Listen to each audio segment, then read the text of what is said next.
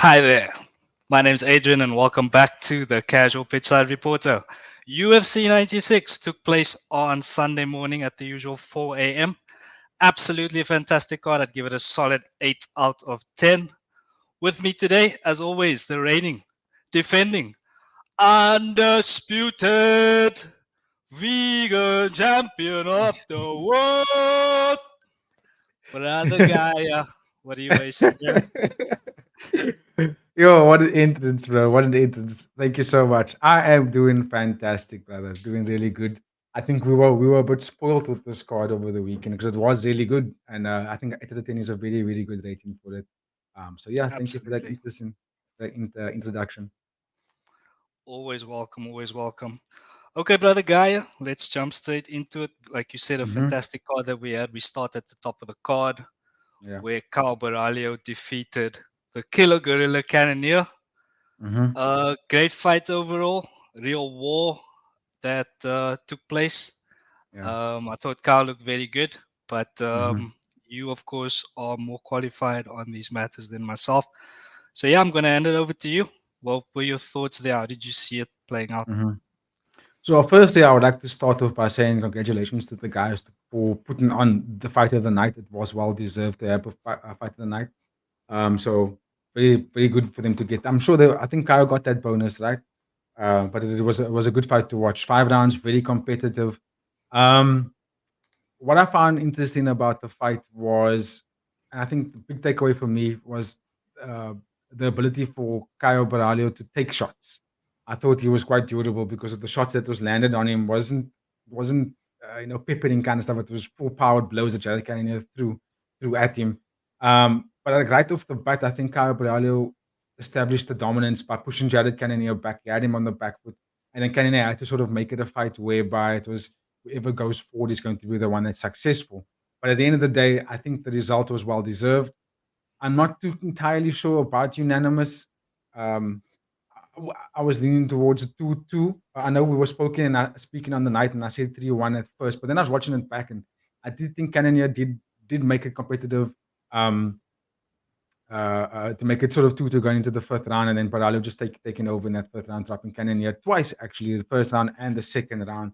I thought that was, and with the exact same move, which he didn't throw enough.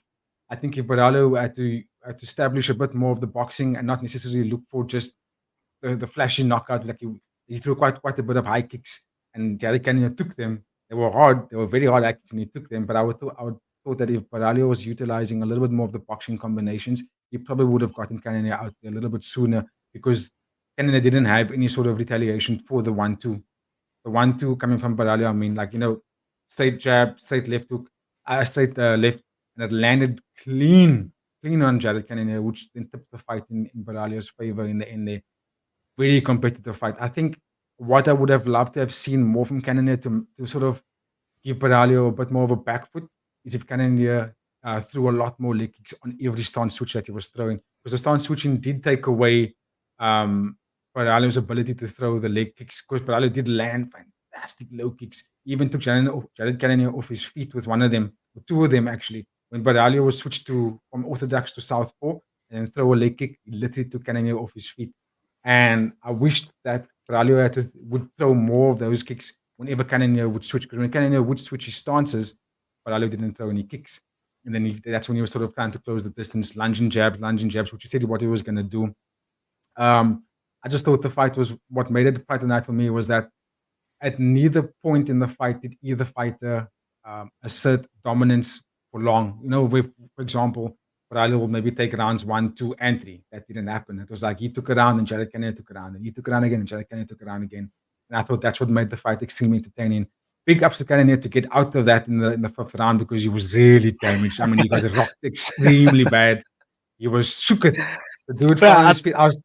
Yeah. I thought he was dead, bro. I thought I thought he when was. they were choking him on the ground, that's a dead body, bro. That's a dead body on the ground, bro. I was like, bro, somebody needs to stop this. This guy's dying with you. He's finished. But yeah, And to come back up, I thought, what the hell? How the hell did he get? Because remember, Ali was saying, I thought I had him done. He's like, I thought the fight was finished there, but and he was wondering if why didn't the referee just step in a little sooner? But Jared Cannonier is a tank, man. He stepped up in there. Um, But I think just well deserved victory for Carlo Borralho. And I think what was the biggest takeaway for me as to why he got the victory, it is because, and I mean, this is just my perspective on it, is because the fighters were fairly even. But in both individuals' careers right now, right?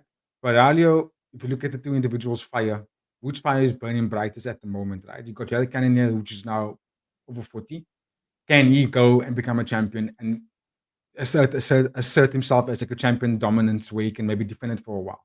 Probably not, right? And do you see Cannonier at this kind of state of it is at right now? Can he beat Whittaker? Can he beat Easy? He lost to Marvel. Also got stopped in the fourth round.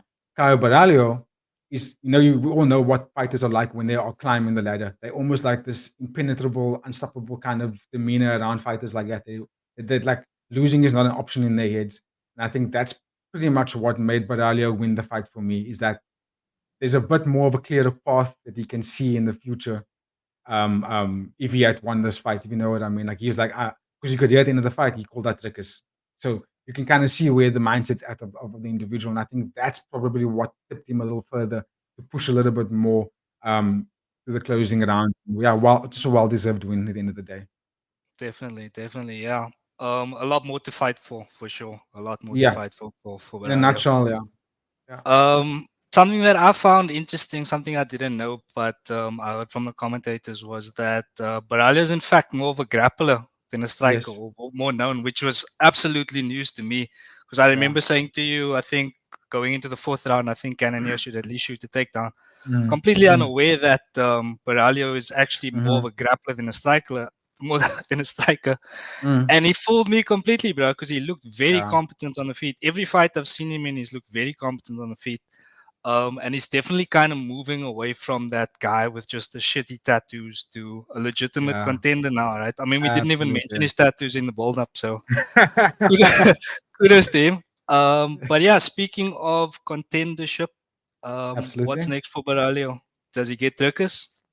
Look, I think firstly it's a big, really great PR stunt on his side to make that call out, because he might not get the Drickers fight, but he definitely puts himself in the conversation of top five contendership, which means I don't think his next fight is going to be Drickers. Obviously, I think they're gonna most likely going to give it to Strickland, but he can now put himself in a position to call out someone like Nasruddin Imavov or Robert Whittaker. Robert Whittaker, easy because Easy doesn't have a fight now. And I think it would be a good idea because the fighters in that top five now, I think Brennan Allen has got a fight, but Tori doesn't have a fight.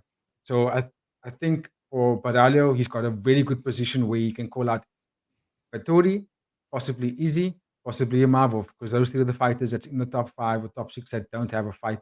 And I think if Baralho wants a title shot contention, he's going to have to fight at least one or two more fights. And depending on how he wins those fights, will get himself the shot that he wants, which is against Rickers.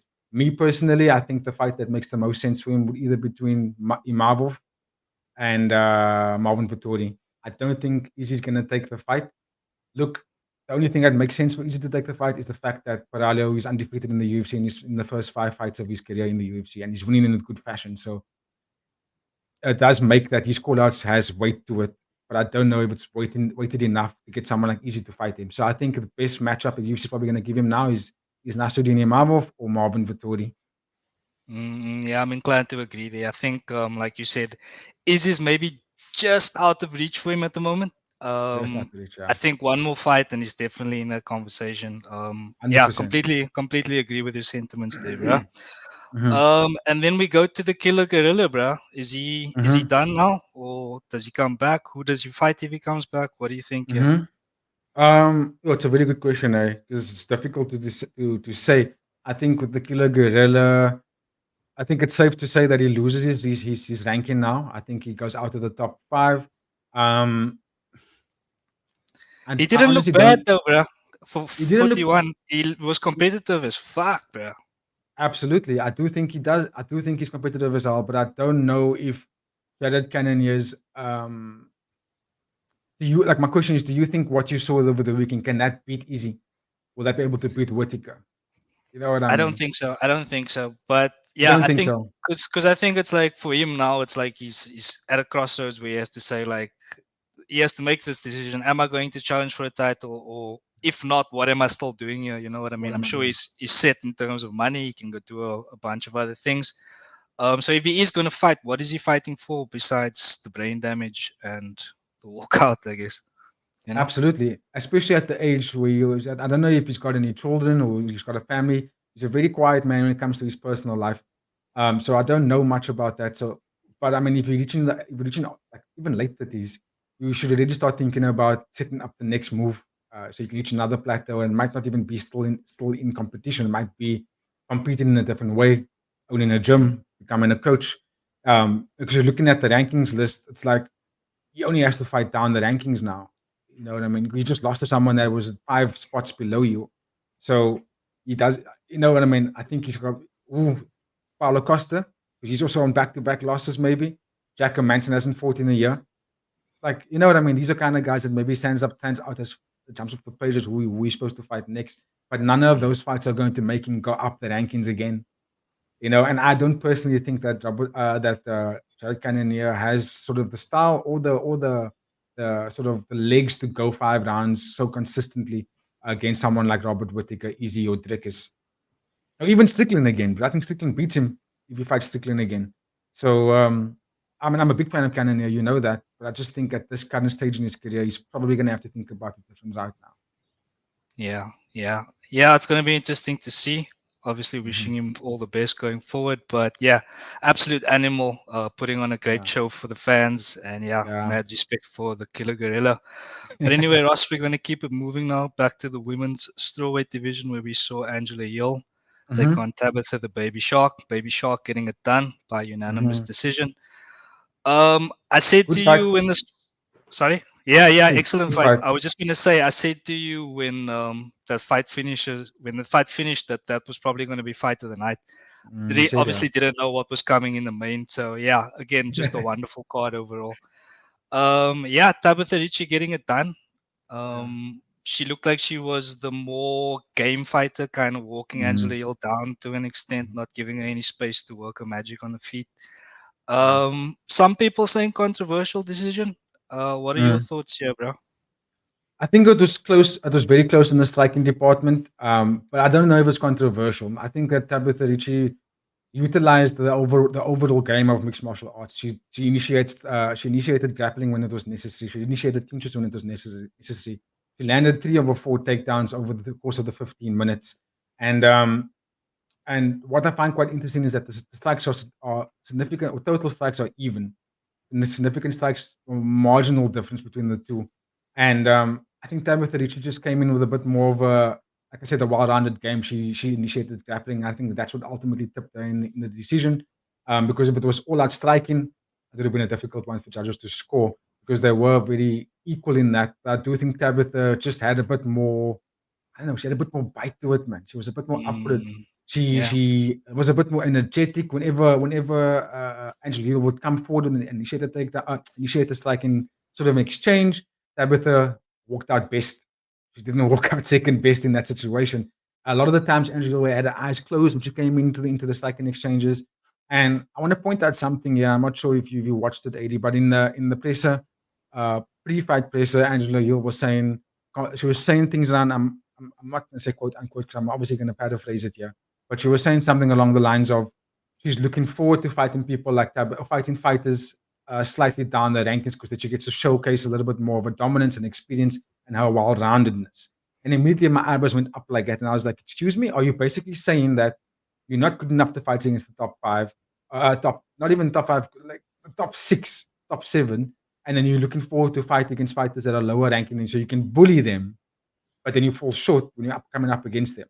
Because Tabitha didn't say anything of that nature. And what I'll do is maybe when next time we record again, I'll actually bring this up on the when I'm talking about it, I'll bring it up on my side just to share to the audience as well. But that was what the pressure was like, and I thought to myself, don't underestimate your opponent that much. And then obviously, like we saw, Tabitha came in there and she was game bred. You know, she wasn't afraid to exchange on the striking, and even in any way, I would go as far as to say that Tabitha was winning the striking exchanges for the most part of that fight. I would say maybe round one that it looked a little even, but then round two, Tabitha started to be a bit more aggressive. She was a bit more pacey. She's the one who was moving forward, And then, like I said, she was initiating the takedown. She had Angela up and against the cage with clinching. And how do you score against that? If you're doing more than your opponent, you know what I mean? How can it be a controversial thing if Tabitha is the one that's actually initiating a lot more of the fight? She walked I out think, cleaner. I- yeah, I think that so just to kind of not really push back, but kind of what I was hearing from Mm, kind of just social media and things like that. mm, The argument was basically that while the amount of strikes thrown were even, people felt that Angela Hill landed the cleaner strikes, and uh, Tabitha didn't really land too many strikes that made Angela say, "Whoa!" Like, mm. there wasn't too much of that from both sides for me. You know what I mean? The power wasn't Exactly. really a factor. So personally, I don't agree with it, but I'm just kind of giving you the Yeah. perspective and maybe seeing maybe that kind of changes your stance a little bit. I don't know. No, because then the critic for that would need to be is who landed the more damage in strikes. I would say Mm, neither one. No one got rocked. No one really took any sort of significant damages. And if you look at the statistics, I can't share it on my screen that now, but if you look at the statistics, you will see that they were pretty much even throughout the fight. Round one, Tabitha then landed more significant strikes. She's the one who was pushing the pace, right? And she initiated grappling exchanges. Round two, uh, Tabitha landed two takedowns of two attempts and only landed 9 strikes less. Sorry, not nine, 6 strikes less than that of Angela Hill. And then in round three, they were split down the middle. It was exactly identical in terms of how they were striking. So it's like now we got to give it to it. It comes down to the second round. Then Tabitha won that second round. You know what I mm, mean? So in that regard, it's like you can't score against that if she's doing more.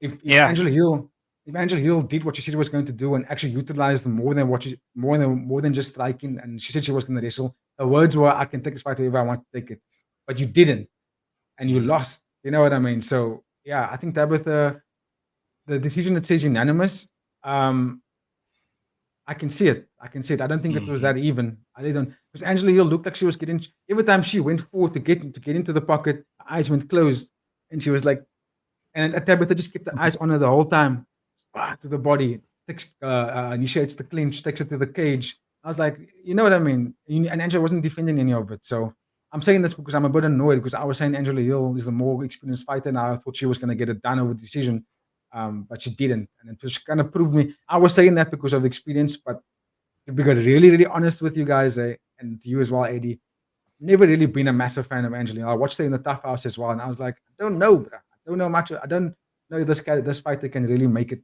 to the big leagues. mm, So mm, personally, I don't think she should have number 9 next to her name. I think that she should have a much much higher ranking, lower ranking than that. So like maybe rank 12, 13 or something. Yeah, well, I'm sure she will now after that loss. She'll probably go down to Tabitha's spot at 11. Yeah, But yeah. yeah, just to kind of stay on that for a second, I do completely agree with you. For me, Tabitha did win that fight. It Hmm. was a close fight, but Mm. at the end of the day, the winner was pretty clear for me, to be honest. Yeah, exactly. Okay, so then we go to the next question, which is what happens now with Tabitha Hmm. Hill? What do you think there, bro? So I definitely think that Hill is gonna go down the rankings for sure, and Tab- Tabitha Ricci. I said Tabitha Hill. Sorry. I mean, it sounded like you were And saying Tabitha Angela and Hill. Hill. We'll start with Angela Hill. So she's going down the ranking. Sorry, yeah.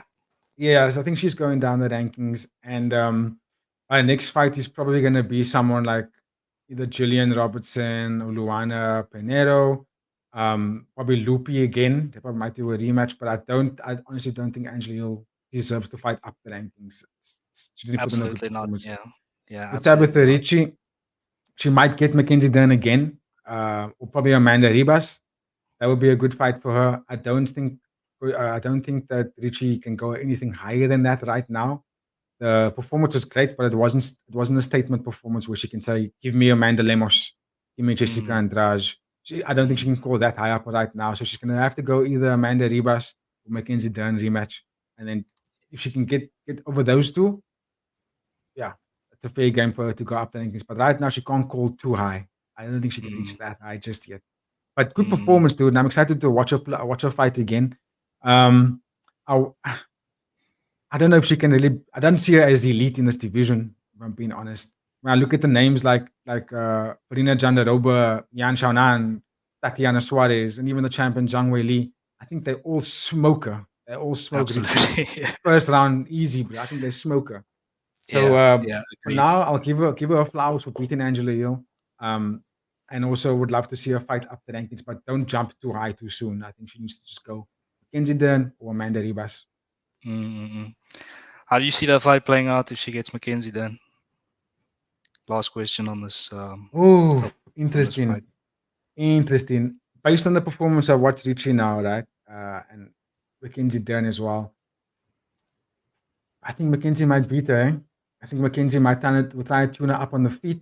I think Mm, if Richie, which we know she's a really good grappler, if she tries to push the pace to grapple with Mackenzie Dern, I think she's gonna fall short yeah. there. And Yeah. Mackenzie Definitely. Dern tap her out quick fast. But Yeah. Mackenzie, Mackenzie. but Sorry. Mackenzie Yeah. Dern, she won her last fight, right? She Mm-mm. Mackenzie Dern. So and Mackenzie is obviously making it a very proactive decision to really like up her striking game. I was just So gonna say, yeah, she looked a lot better on the feet in her on the last feet fight. is Yeah. she upped the striking game. Oh, she beat Cordines, right? I can't Loopy. I remember. think she fought Loopy Yeah. last Yeah. It year. might. Yes. Yes. Yes. Yes. Yes. Yes. Yes. Yeah. We covered So that. so I think that as based on both fighters, right, the Tabitha and Mackenzie Dern, I think Mackenzie Dern looks a little bit more polished with the striking. She's not afraid to stand with the hands because she's very comfortable within the ground game. We know this. Mm. And she's striking so much with opponents wishing that they would try and wrestle with her, and that's pretty much plays into her game. And I think Tabitha Richie's best attributes is her wrestling and jiu-jitsu. And I think that if it comes to stand-up fighting, there's a good chance that Mackenzie Dern will probably outstrike Richie and get Richie to try and grapple with her, and that just plays into Mackenzie Dern's best attributes, and she'll win the fight there. Okay. Not to get into too much detail with that. We'll cross that Mhm. bridge when we get there. But Yeah. yeah, let's keep it going to the middleweight division where we saw the finale of the Ultimate Fighter. We Mhm. had Robert Valentin versus Yeah. Ryan Loader. Mhm. Ryan Loader crucifixing this man. Can you Yeah. believe it? I can. I Ridiculous. can. I can. Ridiculous. Yeah. I haven't seen a crucifix finish in such a long time, bro. I think that was like UFC 2 or something, where the last time I saw a Brassica crucifix. So that was quite interesting for Yeah. me to see. Yeah. Yeah, the fight was quite entertaining. Some high Mm. level grappling in the first round. Mhm. I think Valentin got some kind of an injury to his arm. Yeah. Popped his Yeah, right hand. Yeah. His right yeah, arm and then Loda kind of just came out and took him down, laid on him, got him in the dominated. crucifix, and pounded him out. Mhm. So yeah, that was the basic in a nutshell story of the fight. But in terms of more detailed analysis, there, Ross, what did you see? Yeah, look, you hit it on the money there. What I was most surprised about the fight was Robert Valentin going into the fight. He's got for me he's the better fighter. He's got more of the well-rounded tools, right? But what was significant for me in this fight was I think Robert ego got the better of him because even in the presser before the fight, he was speaking about he's a bad matchup for Ryan Loader. He's got more to finish the fight on. And granted, he's right in saying that. Ryan Loader only has the two things, which is Division One grappling and then utilizing ground and pound. He does not like to strike. It's the worst thing. He just doesn't want to do it. So for that, that's why I was saying in the preview that Robert's probably going to get it done. But what Robert did was, it shows his inexperience here, even though he's got a lot of fights, is that the ego got in the ahead of him, got too excited, and then he tried to out wrestle the wrestler. He tried to grapple with the wrestler, got gassed out, hurt his right forearm, and then also adrenaline dump of note because I've never seen Robert look like that. Watching him throughout the fight this season, he's never showed signs of being the person that gets gassed out. He got gassed out after that first 5 minutes. He couldn't struggle. He couldn't do anything in the second round. I mean, look, you can see the second round submission came within the 1 minute 49 seconds. So what that tells you is that and he couldn't defend the crucifix, which is quite interesting. Robert is, like I say, he's a dog, and he couldn't get out of it, which is a sign to me that adrenaline dump. There's not actually any excuses here. He just couldn't do anything right because I felt that after that first round, he didn't look himself. And I think the damage to the forearm was probably more than what we all saw on screen. I think it's a little bit more. I take nothing away from Ryan Loader. It's not his fault. His opponent didn't want to tap when the submission was sitting in the first round. It's not Ryan Hilders' fault that Robert Valentin got ahead of himself and got tired. Ryan did what he needed to do. We know how dominant he is in the wrestling, and he showcased that he was like, listen, I'm going to put this guy in a crucifix at will. And, ground and pound with the elbows. A lot of it didn't really land, but it was enough to have Robert not be able to defend himself. So just a fantastic, fantastic finish to the fight. And a well-deserved win. Like nothing away from his performance. I just question whether or not that's going to be a style where I can see him shaking up the middleweight division. But for now, top stuff. Top stuff. Yeah, I think you kind of answered my next question. Is which was going to be, where do you see Ryan Loda? And I'm inclined to agree with your answer. Yeah. I mean, I haven't seen that much of him. That was the first time I saw him fight, but in the Mm-hmm. brief moments that I saw, he didn't look particularly established on the feet. Of course, Division One wrestler, Mm-hmm. and that in itself is a hell of a thing. But Yeah. for me, as with you, I don't think he's going to set the divisional light, unfortunately. So No. yeah, maybe we got the wrong fighter here on the night. Mm-hmm. But yeah, I can that's how it goes. definitely. I will just interrupt on this one, Eddie, before you move it on. I will say that uh, I would like for the UFC to give Robert Valentin another opportunity. I know that he lost the final, but a lot of the times the UFC does give the two finalists both a contract. Obviously, different Mm, numbers for the contracts, but I would love for the UFC to give Robert another opportunity because him, on the other hand, if he gets his ego in check, I think will be something for the middleweight. I also don't know if he'll be champion in the middleweight division, but I think he can make it. He can become a thorn for a lot of fighters there because of his style. Ryan Loder, I've watched a lot of wrestlers, Division One wrestlers come into the UFC, and they do okay. They do okay. It's the Division One wrestlers that were champions, like your Matt Hughes, those kind of fighters, and DC. Although they Brock became Lesnar. champions, Brock Lesnar. Although they became champions, the game of MMA has evolved in such a way that Division One wrestlers don't even get spoken about so much anymore. Your Mm, favors in them, like that generation or that breed of fighters have sort of evolved and they moved on from that. And for that's what I'm saying. I think Ryan Loder, if he doesn't sharpen up his feet skills, I think he might run into a lot of what do you call it, brick walls in this middleweight division. mm, mm. Yeah, I think I heard also that he's 33 years old already, so it's not like Yes. there's a lot of time for him to improve. So yeah, I mean, we who knows, right? Maybe he finds the right coaching staff, the right team, Yeah. and he improves his game on the feet massively, Yeah. and he could maybe, I don't know, stay around the top 10, top five, but we'll see, we'll see. Oh, At the that's a moment, big. It's a big shot. I know, but Ew. let's see, I let's not mean, write off yet. Robert is 28 years old. There's a bit more of investment you can make there. You know what I mean? Yeah, Even though but I he's not think old. just also to that point, usually when both fighters, both finalists get a contract, it's usually because it was a like a massive fight, and Banger. the other guy put on some kind of level of performance to make Dana say like, okay, now I actually can work with you, Mm. Hmm. and unfortunately that wasn't there for Robert. So I mean, like, Yeah. I'm in the same boat as you. I hope he gets another chance because he looked like Mm. the better prospect, but on the night, Yeah. due to might have been the injury or whatever it might have been, but he I lost. think it was. I think it was adrenaline dump. I could see it. Mm, That first round racing area was absolutely insane. You messaged me. And you're like, "Yo, high level yeah, grappling, yeah." It was scrambling, bro. sick, bruh. Sick grappling. That is. Yeah. And I watched Robert in the house. He normally doesn't get involved in stuff like that. He's very sort of his danger awareness is great, man. He knows how to mitigate things. I just think that he wanted to out wrestle someone that he knows is a better wrestler than him, and that's where he fell short. Mm. All right, bro. Well, we'll see what the future holds for Ryan Loader. Hmm. Congratulations to him, and of Top course, stuff. us here at the CPS report wishing him well. Yep. Hopefully, he gets some boxing and kickboxing more to add to his game, but we'll see. Mm. Anyway, bro, we're going to Mhm. keep it moving to the featherweight division now for the other Yep. Ultimate Yep. Fighter finale. We saw your boy Mairon Santos absolutely starching Khan Olifi. Awfully. Hopefully, I I also said say his you name Olifi. wrong in the hold-up, and I now also I'm say saying you it wrong Olifi. again. Oh, the worst ever. But yeah, Khan Awfully unfortunately getting knocked the F out Yeah. against Myron Yeah. Santos, who looked fantastic, just really well rounded, great feints, great distance management, and of Oh, he's course, good. the knockout to finish it up.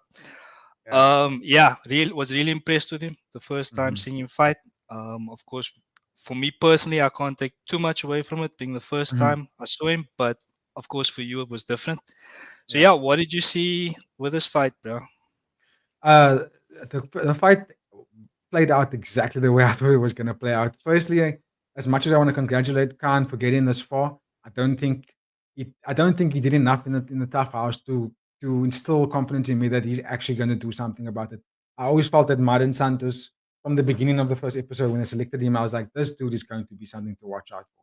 And if you look at if anyone had watched the Ultimate Fighter season, right, and you look at Khan's progression throughout the season, um, his first fight, he fought a very, very inexperienced fighter in Nathan. I've got Nathan's surname now. I'm fighting out the UK, and Khan basically was just backing away from all the strikes, and then eventually started pulling Nathan with the wrestling in the round two, and then got his sub. In his semi-final fight, he fought against South Africa's Rudy Roots, right? And Rudy Roots did something that you do in school. You shoot for a takedown and you leave your head open there. And Khan just said what he said he was going to do: catch the neck, choke him out. But never in any of those fights did we see fight go long enough for Khan to be sort of faced with adversity. Number one, and also let us see what he can actually bring to the game, other than there's just this aggressive type of wrestling. I always felt that Khan can't strike. When I watched the training tape on the guy, I was like, he doesn't do enough striking drills or striking defensive drills. So I was a bit concerned for him when he's on the feet with fighters. And then when I saw him paired up with Maiden, I was like, oh no, this is a nightmare kind of matchup for him. Because Khan doesn't Maiden doesn't really get taken down. And then when Maiden beat Cayemo Torres in his semifinal, which is Cayemo Torres is a Olympic wrestler, and he couldn't take Maiden down even for a second. And I was like, well, then there you go. And I think Guillermo Torres is a better wrestler than Khan. So, and I said to you in the preview as well, if Khan can't get Maiden down, I think he's in for a rude awakening. And you could see it. You could see from the first minute that he couldn't get close for even a clinch exchange. Maiden didn't allow it. Maiden established his jab and low kicks, which made Khan think twice about any sort of entry. And then when Khan got aggressive in the second round, because he knew he was down on that first round, he wanted to get it back, but he was a bit too aggressive to try and get it back and played into the hands of someone that is a master in striking in Mairon Santos. And you saw the rest is history. Mairon just put him away. Such a wonderful Mm. check. One right hook, left hook landed so clean that Khan was still knocked out when Mairon was basically doing his octagon interview. Yeah, Do you know yeah, what I they mean? both turned him, bro. I think That's Alex what. Pereira better watch out for that left hook, bro, because that thing was nasty, bro. And Put that Mairon man said to out, himself, bro. I'm the new Alex Pereira. I do think for the future of Mairon, I do think he's going to be the champion.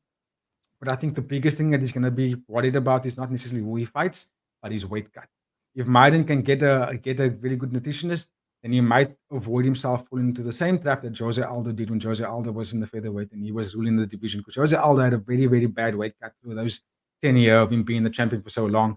And Maiden is not any different. His build is almost very similar to Jose Aldo's. I think he's a massive featherweight. I think he really cuts a ton of weight. I remember in the other fighter house, he had to cut 30 pounds in 1 week. 30 pounds. Why are you so heavy for a for a featherweight? What the hell? Why is he so big? So I think he's yeah, that's gonna be his biggest enemy in his future of this division. He's not necessarily the opponents. I think he's got a very good skill set to fight anyone in the featherweight division. I'm just worried about his weight Gotta watch them burgers, boy. Gotta watch cut. them burgers. So you say his main challenge is gonna be McDonald's. McDonald's is gonna be his main challenge for sure, yeah. So But you other say than that's that, his next fight, yeah, you used to watch that Ronald weight cut. McDonald. Oh, yeah, yeah, but definitely looking like a promising prospect for the future. Mhm. And unlucky to Khan Ah, Offley, screw and I will screw get his that name Bram. correct the last time I'm probably ever gonna say it in my life. Khan Offley. Unlucky, bruh, but we have to keep it moving. And that's That's it. exactly what we're gonna do. We're gonna go to the welterweight division where my boy 7-1 Neil Magdad, the Haitian sensation, showing why he was 7-1 when he when he came up against Michael Morales, who looked absolutely fantastic, bro. Oh, scary. Yo, what a finish! That spinning Scary. elbow was insane, bro. Yeah. And yeah, Yeah. just looked completely dominant.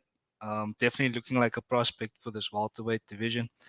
Neil Magny started well for me. He did You did, yeah. manage to get it into a grappling exchange, bit of a Yeah. clinch, had him Yeah. up against the fence, but then from there, Morales obviously separating the hands and then just fucking spinning elbowed Neil Yeah. Magny to what Sick. might have been a different dimension. We're not sure yet, but we'll have to see. But Yeah. yeah, bro, what can you say? Fantastic performance. Mm. Anything specific you want to point out in this match? Yes, I do. I do. So firstly, you shout out to the performance of the night. I think well deserved. The spinning elbow was probably one of the fastest spinning elbows I've seen in the UFC. I think Easy and John Jones probably throws it equally as quick. Um, but the amount of velocity that he had on that spinning elbow to put Neil Magny back down. I mean, he literally went from standing to down of a spinning Yeah. back elbow. He's absolutely sick, bro. Um, one thing I want to point out in the fact is not only is the guy now Michael Mann is 17 and 0, but he defended the one part of the game I thought he's going to struggle, and that is the grappling exchanges because we know the magnitude of Magdad in terms of his grappling, right? We know how we've seen it in the past. We know what he does when he's up against the cage. He can take people down at will and then assert his dominance, right? And I think there was a leg kick that Morales threw that pretty much took Magny off his feet. And I think after that leg kick, Magny immediately started going to the pressure, pressing up forward, looking for that clinching exchanges and get the grappling down. And then what I want to highlight is the ability for Michael to stop that, right? Because it's not easy to stop to stop Neil Magny's grappling. It really isn't. And for Michael to stop it, and then to also get a finish immediately after that, it's a big statement thing. Again, I want to see Michael Morales go a little bit longer. I know his last two fights it was in decision and he wasn't happy about it, and he won those two fights in decision. But now he's fighting up the rankings, right? He's going up against people that are a lot more intense, a lot bigger, a lot more experienced, and are winning on a more consistent basis instead of that of Neil Magny. So the display that I've seen now of Mike Morales, we know how scary this dude's striking is. We know how dangerous he can be. So I'd just like to see if he can be put to the test a little bit more in the future, especially with the wrestling exchanges. But we've now seen that he knows his way around it because he did the Mm. basics really well. He separated the wrist from Neil Magny, which is the number one thing you're supposed to do when you have your back being taken against the cage.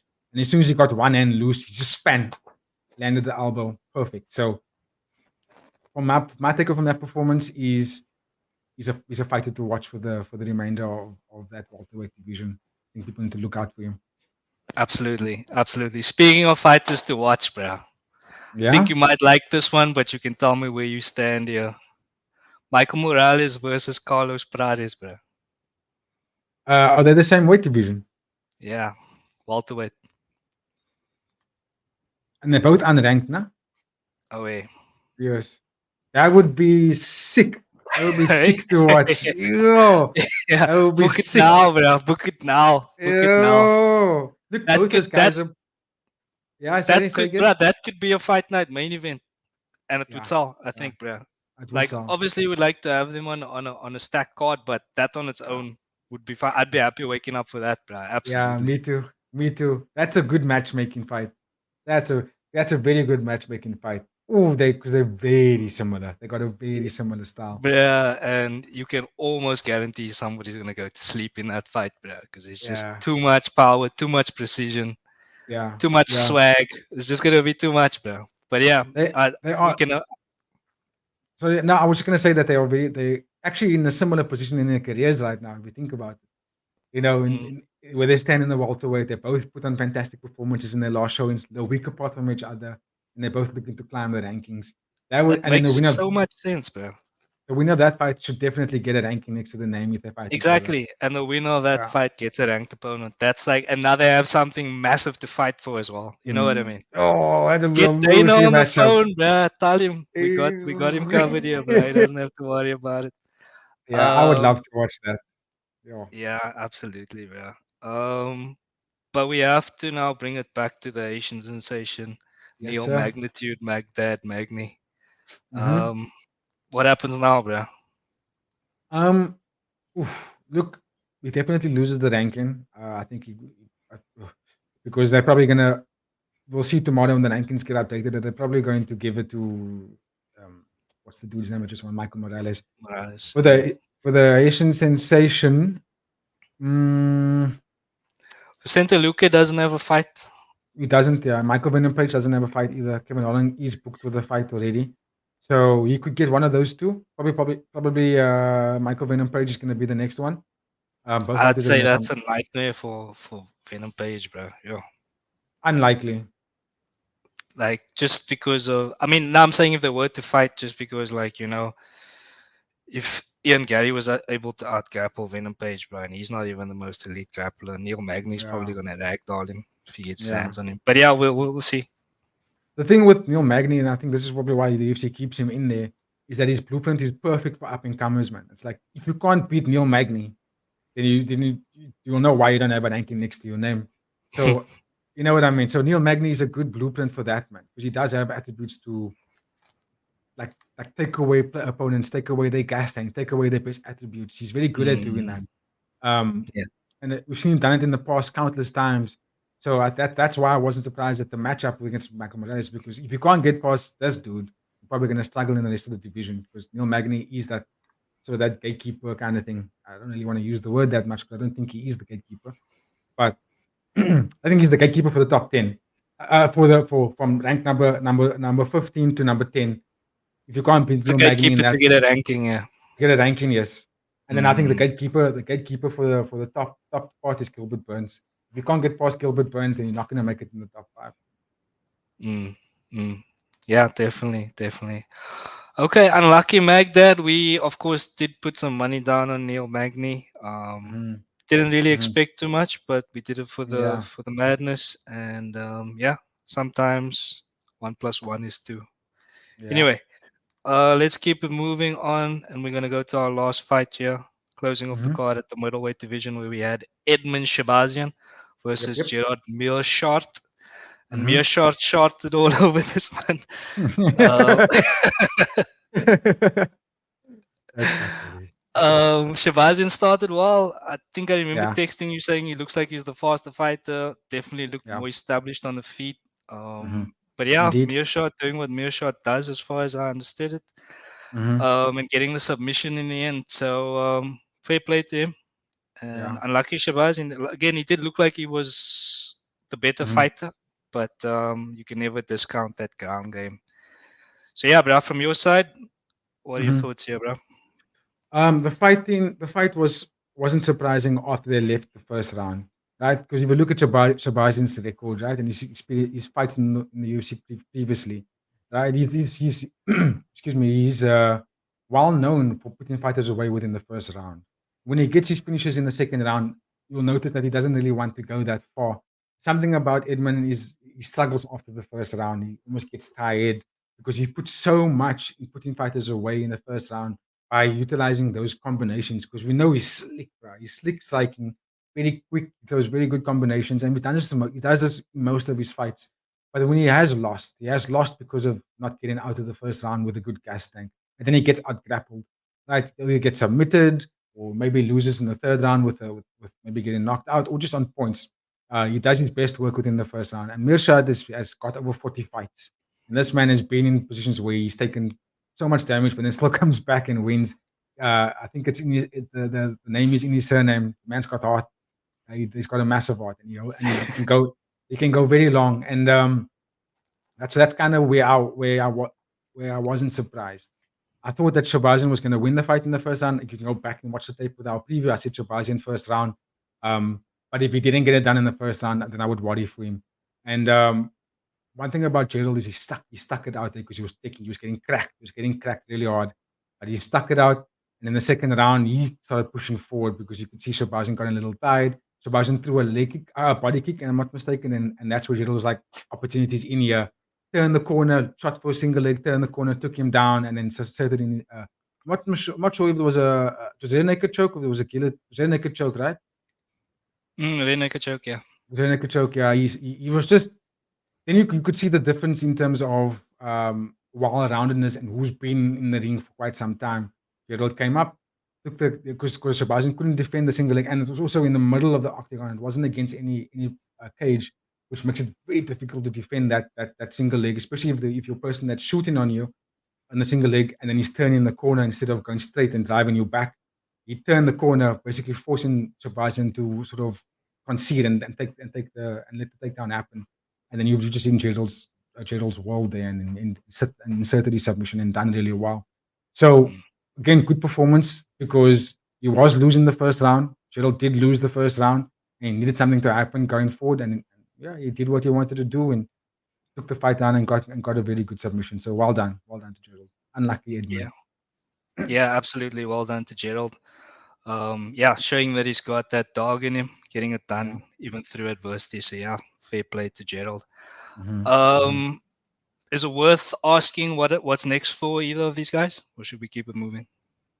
I think we can keep it moving. I think Edmund, there was a chance for him to sort of uh, make his name being pulled up the hat a little bit more, but he didn't. And he lost against someone that isn't really in the top of the rankings anymore. So for Gerald, I don't know if he can go up and do anything different in the middleweight division. I think both of these guys don't make it in the top 10. I don't think they do. Mm, yeah, yeah. So yeah, I don't see a future. Let's put it that way. Unlucky boys. But yeah, keep fighting. Who knows? Who knows? So yeah, that's pretty much it from myself and brother Ross J. Of hmm course, we will be back on Wednesday to preview a Yeah, massive fight night card upcoming Burns versus Brady. Like we said, Burns being that gatekeeper for the top five. So an uh, absolutely yeah. massive fight for both of these men. Can't wait for that. Absolutely, bro. Absolutely. So yeah, that's everything from myself and Ross. Thank you very much once again for watching, everybody. We really do appreciate it. Please, if you enjoyed the video, don't forget to like and subscribe and leave us a comment there. Give us your hmm thoughts on what you think is going to happen with Sean Brady and Gilbert Burns over the weekend. Ladies and gentlemen, thank you very much for your time and your hmm perseverance with us today. I've been Adrian Lowe. This has been Ross Cupido, and we are out.